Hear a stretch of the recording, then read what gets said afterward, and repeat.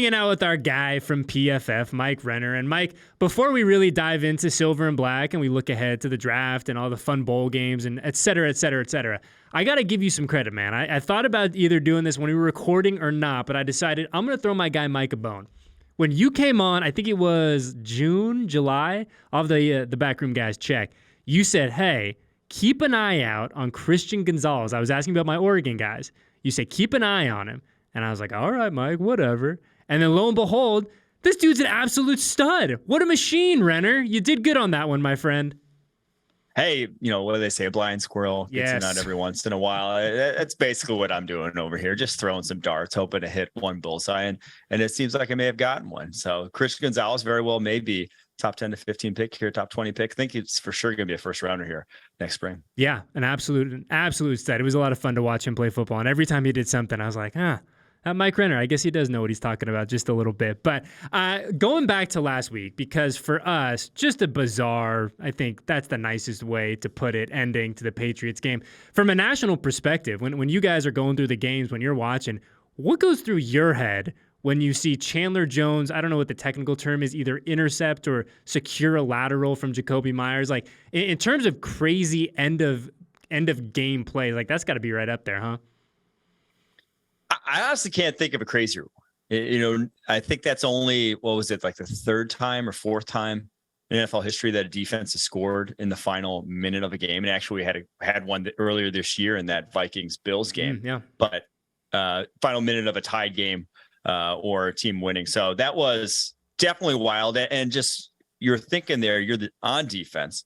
There's, I can't remember the exact amount of time on the clock, but you're thinking overtime at worst, loss, or overtime at best, loss at worst. There's no thought process where there's a chance in your mind that you win the game on that play alone. So, yeah, that has to be the craziest ending that I can remember, at least at the NFL level. And I think for all of us here, I think obviously no way, depending on how you shake it, just bizarro world to end a game. But I think the fact that it was a Bill Belichick coached team, his team doesn't do that ever for the past 20 plus years. They're the team that is the beneficiary of other teams having those kind of bizarro finishes. So I think that a moment that is already weird and crazy and out of the box becomes even more amplified just because it was the Patriots. Well, and we say that though, like, well, it's fun to say like, this doesn't happen to Belichick coach teams. But you go back to that Miami ending a few years ago, and they probably had the second craziest last play of the game in the past, since the turn of the century. So it goes to show that it doesn't matter how good your coaching is, how much you instill the fear of God in these guys or instill good fundamentals. Sometimes any given Sunday, the random stuff can happen, as we've seen random stuff very well did happen this past weekend. That's true. And it's the beauty of the college. It's the beauty of the NFL. It's the beauty of this crazy, wacky game that we all love to cover. But I'm curious, Mike. Obviously, the Raiders sitting here at 6-8, not really where we expect it to be, but as Coach Josh McDaniels brings up all the time, it's the reality of where the Silver and Black are. But to kind of zoom in a little bit, Raiders have won 4 of 5. Obviously, the singular loss coming on Thursday night to Baker Mayfield and the Rams, something that did not make people here in this building very happy at all. But when you kind of look at just that stretch, 4 of 5, beat some quality teams that at the time were in the playoff conversation. I mean, what's been working for the Silver and Black this past, call it 6 weeks? I think this is what, we always expected they could be, right? Mm-hmm. They always had this potential, and it's what everyone expected preseason. They just have had a lot of bounces not go their way. Like even the games they lost early on in the season, you'd be hard pressed to find one where they weren't in it towards the end. A lot of close losses towards the end. So I do think it's still a very good team, and it has playmakers offensively. Like you have guys that, whether it's Josh Jacobs, whether it's Devontae Adams, any given week can go off for a monster game. And that's why we're so excited about this team. It's just, I think the offensive line is, when it's at this state, when it's just, probably a bottom 10 offensive line in the NFL, you're just going to struggle with consistency. You see that there's not a lot of teams, not a lot of high-end offenses that have weaker offensive line. So I guess it's encouraging if you're a Raiders fan, saying that like it's close. It's closer than probably a lot of people were thinking when they were so down to start the season. I still think they're fairly close, but again, it does have to start up front. If you get a more consistent offensive line play, you're going to see a much more consistent offense. Yeah, you talk about that offensive line, and we were hearing from Coach McDaniels earlier this week where this team has had 13 offensive lines now going into what are we? I guess technically late December, and you talk about that, right? I mean, that's just not a recipe, and through no one's fault, right? Because of the injury bug and personnel things, and things like that. But it's just not a recipe for sustained success on offense, moving the big fellas around like that. But really, I think when you look at some of those playmakers that you mentioned, we talk about Josh Jacobs, a guy who's had a phenomenal season. And I think the fact that you throw in, the reality that he has worked behind so many offensive line, it just puts it in perspective and makes even more impressive what number 28 has done in 2022.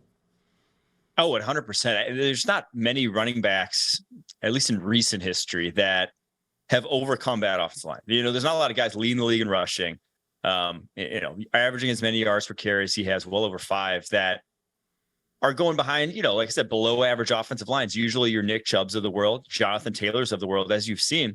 Jonathan Taylor, even this year, when he had the great offensive line a couple of years ago, he's going off. When the offensive line loses some of the pieces, all of a sudden he's struggling to find holes. That's usually the way of the world in the NFL. But Josh Jacobs obviously showing that he is a little bit of a different cat, that he can do a lot of it on his own. So very encouraging.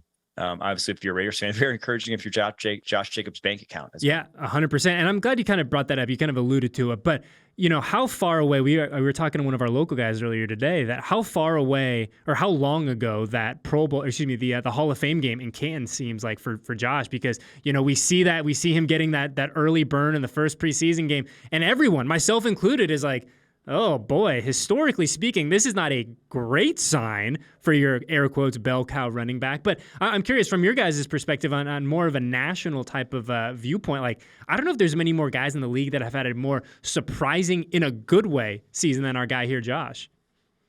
Yeah, I think that's an accurate description because, go back to his rookie year, he was fantastic, but that was also probably working behind a fairly good offensive line back then that's taken a step back and had a struggle since then. So yeah, kind of the national narrative around him was so down, but I do think you've seen the talent before, right? Like this didn't come out of nowhere from a talent perspective. He was drafted in the first round. I thought of in that high regard for a reason. You always knew he was capable of things like this, but after the 5th year declining, after playing the Hall of Fame game, you just probably didn't expect it to show up this season. No, and I think that the fact that he's done it consistently behind the myriad offensive lines, that he hasn't missed games, that he's been going out there banged up, battered, and one of our guys we were talking to today, he says it's pretty incredible to think that a Josh Jacobs who has battled through everything that he's battled through this year is still one of the best running backs in the NFL in 2022. So it's a huge credit to Josh. It's a huge credit to this entire offensive staff that they put him in positions to succeed. But Mike, I'm curious now as we shift towards, well, I guess we're already officially in bowl season. Is there a better time of year for the Mike Renners of the world than bowl season? Nowadays, there is. Well, like the Senior Bowl, Shrine Bowl, that time of the year, and then Combine's a little bit better, just because a lot of the first rounders aren't playing. But bowl season, when the guys are playing, when there are some prospects, it is definitely fun still. So when we look at kind of the scope of bowl season, right, and I think it's a lot of fun for the people like me who can kind of just watch as a fan, right? It's one of the few things where I can lock in for the, insert random sponsor here bowl at, 2 p.m. on a Wednesday.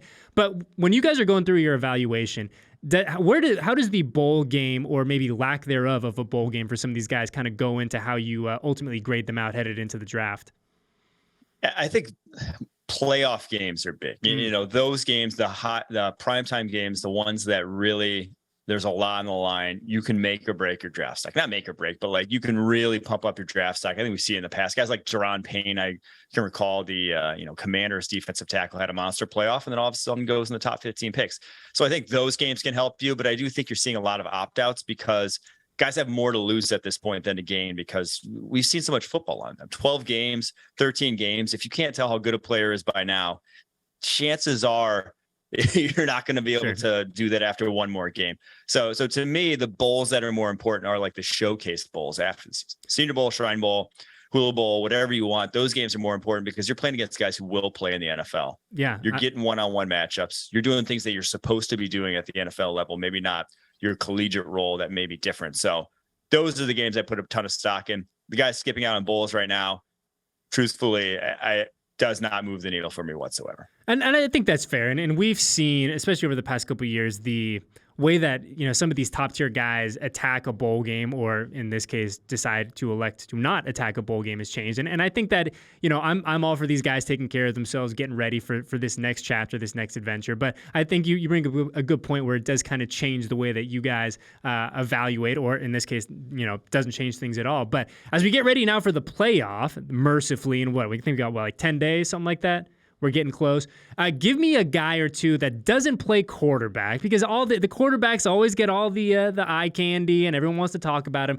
A few guys that you're excited to watch coming up in the playoff that aren't under center. Yeah, there's a number of guys. Obviously, if you're one of the top 4 teams in the country, you probably are loaded with talent. So the first one that comes to mind, though, is Quentin Johnston, the TCU wide receiver. Obviously, he's been going up against Big 12 defenses most of the year, which not a lot of corner talent, let's say, coming out of the Big 12, as you'll see by looking at NFL rosters.